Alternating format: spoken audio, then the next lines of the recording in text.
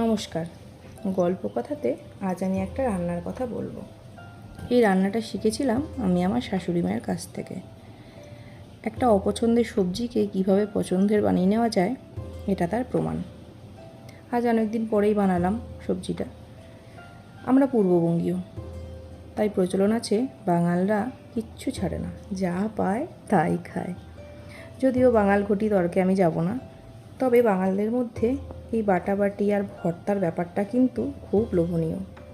সবজিটা বরবটি। এবার বলি কি করে বানালাম। গরম সর্ষের তেলের মধ্যে বেশি করে কালো জিরে ফোড়ন দিলাম, আর বেশি করে দিলাম আমার এই বৃহৎ হস্তের এক মুঠো রসুন। ঝাল দিলাম জিভ জ্বলে যাওয়ার মতো কাঁচা লঙ্কা। বাঙাল আর ঝাল খাবো না তা কখনো হয় নাকি?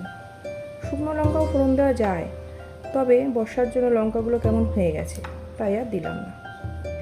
আমার শ্বশুরমশাই এই রান্না আমার হাতে খেয়ে শাশুড়িকে বলেছিলেন, মালা, দীপা কিন্তু তোমার থেকে আরও ভালো বানাইছে আজকে, ভর্তা খান।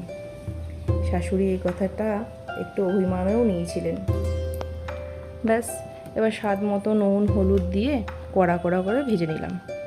নামিয়ে একটু ঠান্ডা করেও নিতে হবে। শিল নোড়া তো আর নেই, মানে ব্যবহার হয় না। মিক্সিতে বেটে নিলাম। ব্যাস, এবার তৈরি হবে আমার বরবটির ভর্তা। একবার ট্রাই করে দেখবেন, খুব খারাপ কিন্তু লাগবে না। আমি গ্যারেন্টি নিয়ে বলছি, কেন বলুন তো? আমার শ্বশুরমশাইয়ের ওপর ভরসা করে। রান্নার টেস্টার হিসাবে তার নাম যশ কিন্তু খুব একটা কম ছিল না। খেয়েই দেখবেন একদিন।